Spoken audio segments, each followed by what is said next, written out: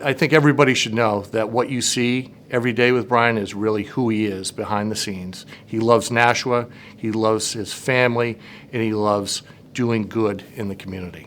Brian has a very difficult tradition to follow as a fifth-generation owner. He's got to maintain the family legacy and name. He's very fortunate to have great parents and great grandparents who provided a great framework for him in which to follow. But on his own, Brian has been great in the community. He's a wonderful friend, wonderful businessman, and very charitable. Some things he does very openly, many things he does behind closed doors. Several of those things I've been able to witness with him just one-on-one, and I'm super proud of the recognition that we're bestowing upon Brian tonight. I'm not even sure what our community would look like without the Law family. I don't think a lot of people know what he and Lisa and Law Warehouses or Law Logistics do for the community as a whole, because they don't put their name out there. You know, I know they were very involved with the Performing Arts Center, and yeah, we may see their name on a plaque there, but that's just a small bit of what they did. They really worked behind the scenes to make sure that project got done. Community, family, friendship, neighborhood is all very important to Brian. Probably something that people don't know is, if you don't know him well, because he does come across very serious and straight-mannered sometimes, is he has a great sense of humor. Also, he does like to dance. He'll tell you he doesn't, but he does.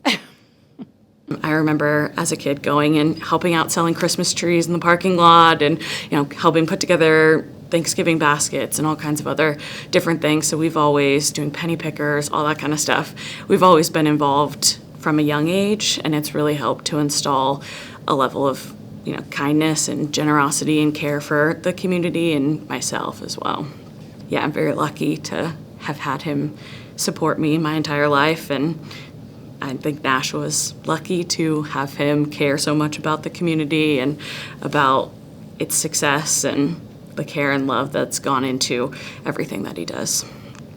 Brian Law is one of the most ethical people I know. If you are his friend, you have a true friend. If you are a business partner of his word's his bond.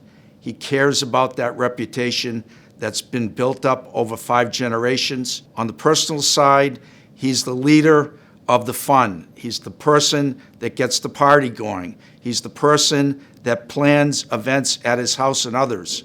Bottom line is, he is a great friend to the Nashua community, and his business is even a better friend. Brian's a visionary. Brian is the guy that looks ahead and can see where he wants things to go, what he wants to see different. He wants to see people grow and thrive, and he gives people challenges that he knows that they can rise and meet the occasion. And we have people that have been with the company for 40, 45, 50 plus years. That's extraordinary. It's a testament to the fact that Brian and all of the Law family has wanted to develop their employees for the benefit of the company, but for the benefit of the employees and the individuals as well. I first met Brian about 30 years ago through his wife, Lisa, when Lisa served on the board of directors for the Front Door Agency, then known as the Nashua Pastoral Care Center. And my first impression when I first met Brian was I knew he was a special person. And during that time, we had the Front Door Agency held our annual gourmet festival and auction. And it was our 25th anniversary. And he stood up there and surprised everybody and announced he was going to match all of the donations that were raised that night for our fund need. This is through that time when his business was going through some transition. And we raised one of the largest amounts in our history of the Gourmet Festival because of that match contribution.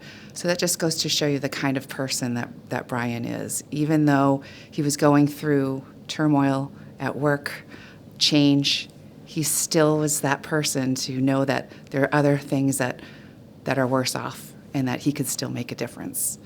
About 10 years ago, we lost a contract, and one of our divisions came very close to closing. He blew me away that year. That same year, he did a matching donation at the Front Door Agency auction, and I was he had talked about doing it the year before, and I completely forgot about it, and then we had all of that happen, and he still stood up and did it. I cried. I sat there and cried when he did it. I was really proud of him. He is an unsung hero. He is so humble about everything. He's the first one to put everyone else forward.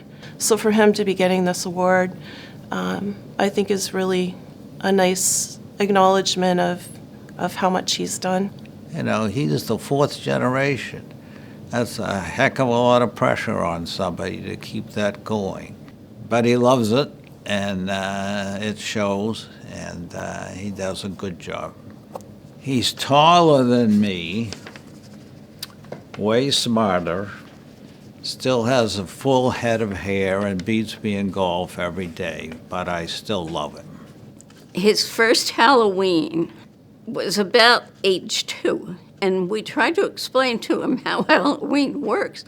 You go to the person's door, you say trick or treat, and the person puts candy in your bag.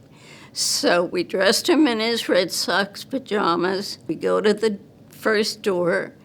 The person opens the door, and Brian says in this deep voice for a 2-year-old, very commanding, "Put candy in the bag." And he kind of got the point later that you give instead of receive. And we couldn't be prouder of him and what he does for this city.